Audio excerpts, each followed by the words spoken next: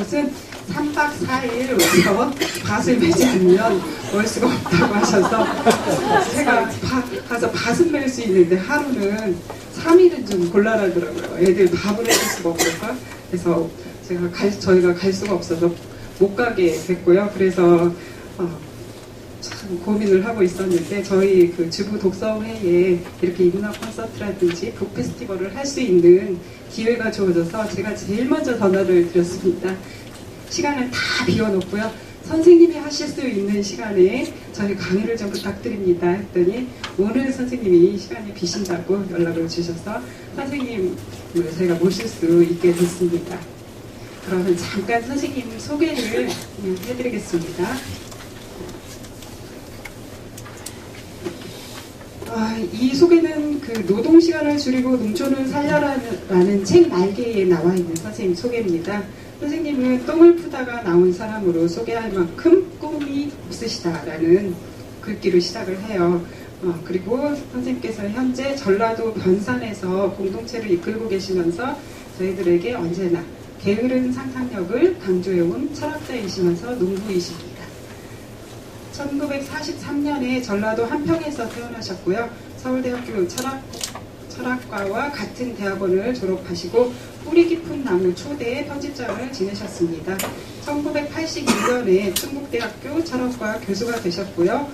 교수 생활을 하시면서 그 어린이를 위한 책들, 어린이 마을, 달팽이 과학동화, 올챙이 그림책 이런 책들을 기획하셨고요. 이제 아이들을 키우는 엄마라면 이 책을 한 번쯤은 다 보셨을 거라는 생각이 듭니다. 그 후 1996년부터 철학 교수님을 그만두시고 지금 현재 계신 전북 부안으로 내려가셔서 농사를 짓기 시작하셨고요. 농사를 지으시면서 대안교육으로 변산 공동체를 열어서 20여 가구 50여 명이 지금 모여서 논농사와 밭농사를 지으시면서 자급자족 하시면서 또 공동체 삶을 가르치고 배우시고 계신다고 하십니다. 2009년부터는 보리출판사 대표 사례꾼으로 발탁되셔서 지금까지 그 파주에서 그 대표 사례꾼으로 보리출판사를 운영하고 계시고요. 펴내신 책으로는 실험학교 이야기, 꼭 같은 것보다 다 다른 것이 더 좋아 자초는 없다, 변상 공동체 어제 오늘 그리고 내일, 모래 아래 사람, 가난하지만 행복하게, 꿈이 있는 공동체 학교, 자연의 밥상에 둘러앉다, 흙을 밟으며 살다, 있음과 없음 철학을 다시 쓰다, 다수의 책을 지으셨고요. 그러면 지금부터 농사꾼이신 윤구병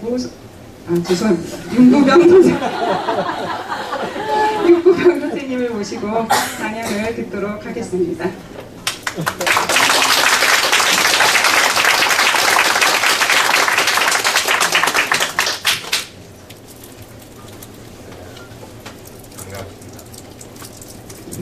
반갑습니다. 제가 윤구병이고요. 이렇게 촌스럽게 생겨서 죄송합니다. 얼굴은 못 속이겠더라고요. 저희 아버지가 저희 어렸을 때 그 까막눈 농사꾼으로 만들겠다고 생각을 하시고 6.25 직후에 이제 다시 시골로 오셨는데 교육 효과가 40년 후에 나타났어요. 그래서 제가 농사꾼이 됐어요. 그러니까 교육 효과가 가끔 이렇게 더디게 나타나게 돼요. 제가 43년생이라고 소개를 받았는데 43살 맞죠? 43년에. 그래요. 우리 나이로 70이 넘은 나이죠. 그러니까 예로부터, 그러니까 인생 79레이라고 그래가지고 예로부터 70살 넘기기가 참 힘들다는 이야기 아니에요, 그게? 그러니까 제가 여기서 이야기하다가 죽어도 자연사예요. 전혀 당황하지 마세요. 제가 윤구병이 까닭은 오로지 우리 아버지께서 상상력이 없으셔서 이런 이름을 얻었어요. 고지식하고 부지런하고 성실한 농사꾼이셨는데 상상력은 꽝이셨어, 내가 생각해. 그래서 이제 병자는 돌림이고 상렬이고 1년 번호를 붙이기 자식이나 생겨나면서 1년 번호를 붙이기 시작했는데 우리 어머니가 설마 아들만 나오는 날이란 걸 생각을 못했어요. 그게 제가 구병이에요. 1병, 2병, 3병 해가지고 마지막으로 태어난 아들이어서 구병인데 하나 더 낳았으면 뭐라고 붙이셨어요? 우리 아버지 이렇게 이제 상상력이 없으셨는데 또 귀는 얇으셨어요. 그래가지고 어느 날 자기가 맛을 갖다가 그런 이야기를 듣고 왔어. 말을 낳으면 제주도로 보내고 사람은 자식을 낳으면 서울로 보내라 뭐 이런 말을 듣고 왔어요. 그래 저희가 말로 태어났으면 틀림없이 제주도로 끌고 가셨어요. 그게 이제 사람하고 자식으로 태어난지라 이제 우리 아버지가 주섬주섬 몸 팔고 밥 팔고 집 팔고 해가지고 서울로 올라갔어요. 그때가 1949년. 내 나이 7살. 서울에 가니까 제가 그래도 시골에 있을 때는 7살 되기 전까지 똘망똘망 했어요. 꽤. 그리고 우리 고향 표준말로 못하는 말이 없었어요. 근데 서울 갔더니 전부 서울 사투리를 써. 선생부터 아이들까지 전부 서울 사투리를 쓰는데 알아들 수가 없어요. 여러분들 만일 여기 이제 혹시 이 서산에서 태어난 사람이 몇이나 되는지 모르지만 제주도로 갔는데 제주도에 가니까 전부 제주도 사투리로 이야기하고 선생님도 제주도 사투리로 가르치려고 든다고 생각을 해보세요. 알아듣겠어요? 못 알아듣겠죠. 그래서 제가 가자마자 서울 가자마자 7살인데 학교에 들어갔는데 무슨 말인지 모르겠어. 선생님이 무슨 말을 하는지도 모르겠고 동무들이 무슨 말을 하는지도 모르겠고 그래서 도마타 놓고 빵 좀 도마타 놓고 그래서 우리 저희 반 아이들한테 인기는 좋았어요. 빵 좀 맞은 애가 옆에 있다는 건 굉장히 든든한 일이에요. 그래가지고 이제 도마타 놓고 빵점을 맞았는데 딱 2번 제가 점수를 받았어요. 그래 점수를 받아가지고 집에 가니까 우리 어머니가 얼마나 좋아하는지 몰라. 막내둥이가 말이지. 드디어 점수를 받아왔다 이거지. 근데 높은 점수를 받은 게 35점, 낮은 점수를 받은 게 17점이야. 딱 2번 내가 빵점 아닌 점수를 받았어요. 근데 우리 어머니가 그렇게 좋아하셔. 그 이유가 있어요. 그 행복하게 여기신 이유가 있어. 우리 어머니 까막눈이셨거든. 그러니까 뭐 글자가 써있기는 써있어. 그 빵점이 아니야. 근데 그게 몇 점인지 모르는데 아무튼 즐거우신 거예요. 그래서 가끔 부모님들이 교양하고 무식하고 까막눈인 것이 아이들 행복에 큰 기여를 하는 경우가 있어요. 그러니까 꼭 유식한 부모가 자식들을 행복하게 만들어주는 건 아니야. 근데 보세요. 여러분들이 그 초등학교에 들어갔더니 애가 맨날 빵점만 맞고 온다. 근데 점수라고 받아온 것이 35점이나 17점이다 하면 여기서 좋아할 부모님 몇 분이나 계세요? 없죠?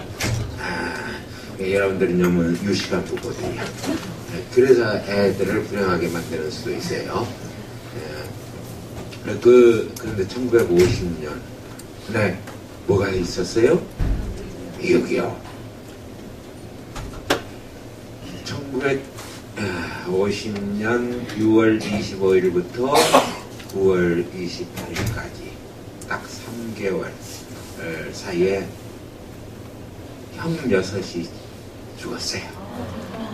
1명이부터 6명이까지. 근데 그때 우리 6째 형은 15살밖에 안 됐어요. 15살 제비 아이도 군대 끌고 가가지고 총알바지로 이제 삼은 거예요. 그래서 죽어서 아버지가 이 꼴을 보고는 서울 살 것이 못 된다. 다시 시골로 가서 나머지 세상 까막눈 농사꾼으로 만들자. 이렇게 해가지고 다시 끌고 시골로 가셨는데 그때는 돈도 없고 밥도 없고 집도 없을 때예요.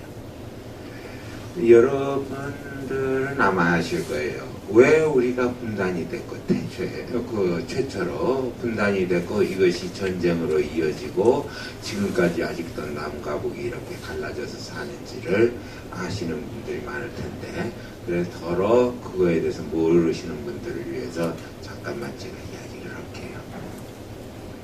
2차 대전이 끝날 무렵에 이미 이태리는 항복을 했고 독일도 항복을 앞두고 있고 일본이 완강하게 아직은 버티고 있을 때 바로 얄타에서, 얄타라는 건 크리미아 반도, 소련령 크리미아 반도에 있는 벽이죠.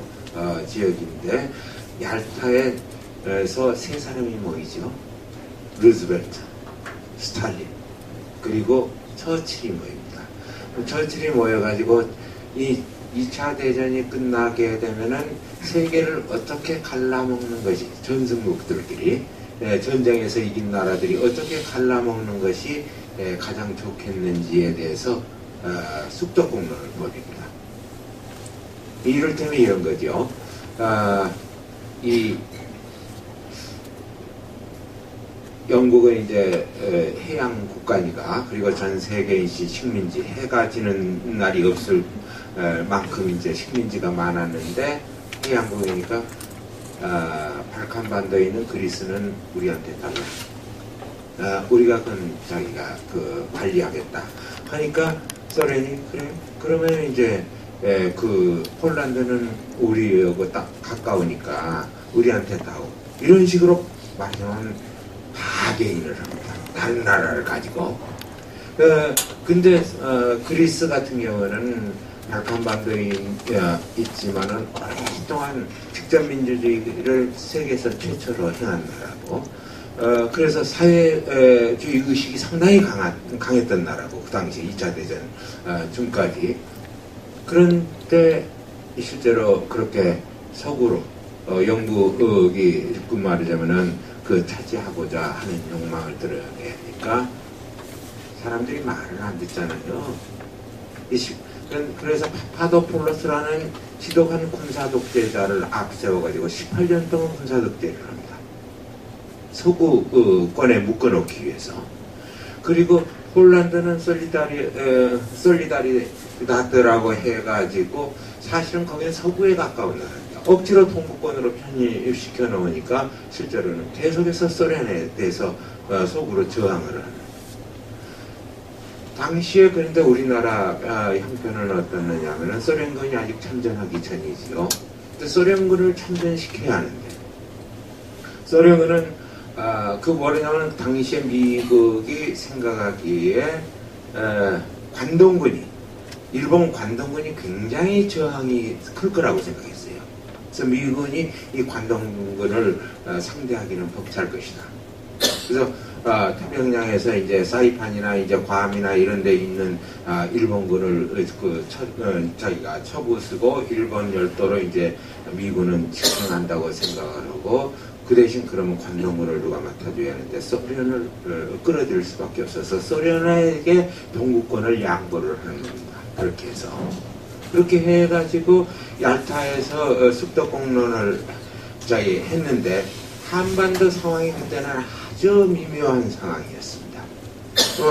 중국에서는 장개석 군대하고 이제 공산당 마오 군대가 싸우고 있는데, 실제로는 장개석 군이 이겼으면 좋은데, 그러면 자연히 한반도를 서방 국가인 장개석이 통치하는 나라인 중국의 양보해도 상관이 없을 텐데, 간접 통치만 하면 되는데, 이게 이제 중국 대륙에서 싸움이 벌어지고 있으니까, 진행되고 있으니까 어느 쪽으로 갈지 모른다는 거죠. 중국이 공산화될지 혹은 장개석이 그대로 국민군이 차지할지 모르는 상황이고,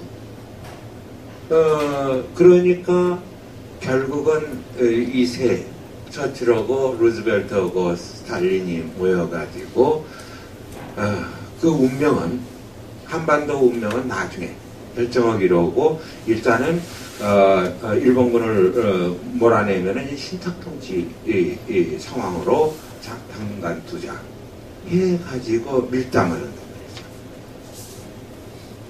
그런데 소련군을 막상 참전시키니까 소련군이 파죽지세로 관동을 물리치고 내려오니까 1945년 8월 6일에서 12일 사이라고 제가 기억하고 있는데 제 숫자 약하니까 기억이 잘못됐을지 몰라요.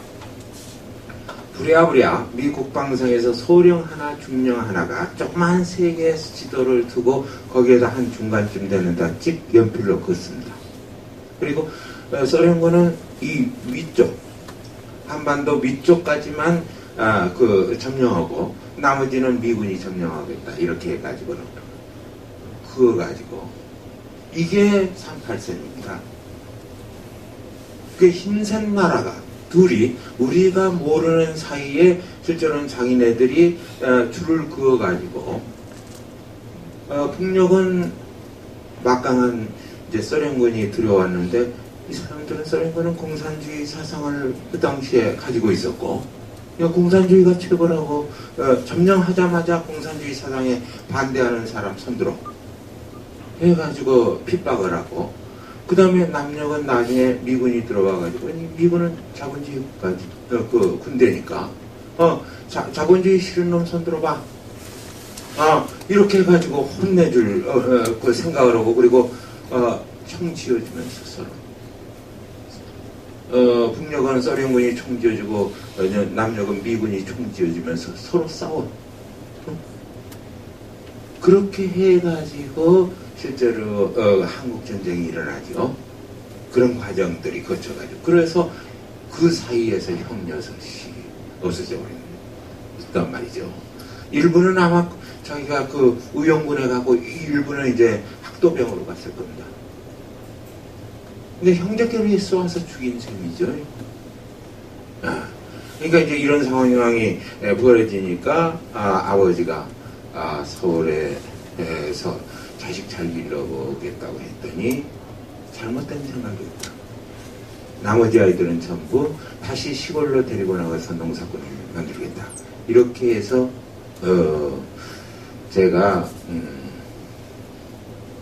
9살 때 이제 다시 시골로 내려옵니다.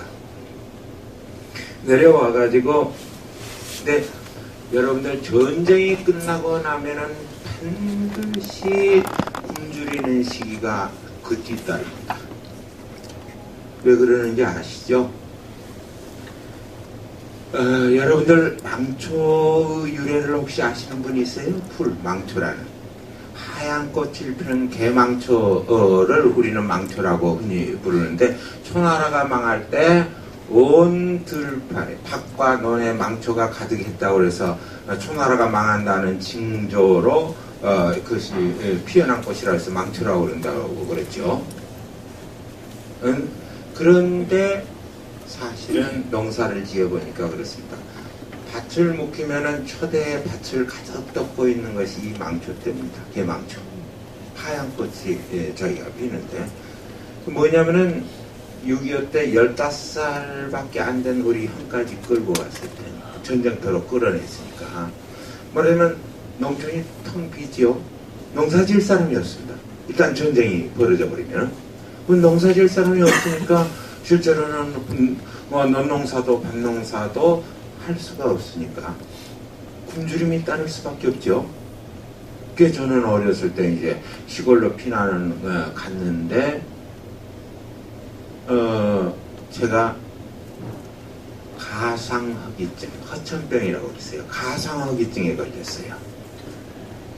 그러면 왕겨 갈아 먹고 그 다음에 수수껍질 갈아서 먹고 그리고 가끔 아주 드물게는 동네 양조장에 가가지고 밀기울 자기가 얻어서 먹기도 하고 그래서 온 식구가 해롱해롱 술 취해가지고 누워있기도 하고 이제 그런 과정을 통해서 제가 이제 살이 하나도 없죠 몸에. 전쟁이 일어난 아프리카라든지 코소보라든지 이런 소말리아 같은데 아이들 사진을 여러분들이 텔레비전에서 본 적이 있을 거예요. 손발에 손과 발, 엉덩이까지 살이 하나도 없고 뼈가 드러날 지경이고 갈비뼈가 환히 드러나는데 아랫뼈만 볼로 가죠. 제가 그런 모습을 하고 있었어요. 그러니까 어머니 아버지가 말하자면 저를 밥술이나 먹는 집에다가 애 보는 모습으로 보내버려요. 그러니까 거기 가면 그래도 보리밥이라도 한 끼라도 얻어먹어가지고 얘가 살아남을지 모르겠다는 생각을 하셨던 것 같아요. 뒤늦게 생각하니까 그래, 그때는 섭섭한 마음밖에 없지. 그건 뭐 굶어 죽더라도 어머니 아버지 사랑받으면서 집에서 있는 것이 나은데. 근데 여러분 어른들이 그 성적인 코드가 있는 농담으로 그런 이야기 하죠. 애들한테 허리가 어디 있어? 쓸 일도 없는데. 근데 애들한테 허리가 없다니요. 제가 직접 그 10살 그 채 미처 안 돼가지고 돌전후 애를 하루 종일 없는데 허리가 부러지는 것 같더라고요. 등대기가 없는 것 같고. 그래서 그 울면서 며칠 못 견디고 울면서 돌아왔더니 이번에는 또 어떻게 하냐면은 또 밥술이나 먹는 집에 꼴모습으로 보내버려. 꼴모습 알죠? 여러분들? 이제 자기가 소 끌고 가가지고 자기가 말뚝 박아주거나 하고 이 풀 베가지고 이제 소 풀 먹이는 그런 꼴모습으로 보내는데 그 과정을 통해서 제가 그래도 살아남았어요. 헌천병이라는 게 가상의증이라는 게 어떤 거냐면은 먹어도 그러니까 나중에 그 잔치 때나 설이나 추석 때는 음식이 좀 남아되니까 시골이라도 그때 돼서 먹어도 목까지 음식이 차오르는데 그래도 배가 고파요. 그 이제 그걸 개워내고 또 이제 새로 이제 나도 모르게 이제 입으로 넣게 되고 그런 과정을 거쳤는데 여기서 여러분들 혹시 그런 속담 들으신 분이 있어요? 똥구멍이 찢어지게 가난하다. 은유도 아니고 환유도 아니고 치유예요. 제가 겪어봐서 알아요. 이제 우리는 이제 위라고 하고 이제 양이라는 말은 우리말은 없어져 버렸어요. 양을 채운다, 양껏 먹는다 할 때 우리말은 양이에요. 위가. 그리고 창자를 나타내는 말이 무슨 말이에요?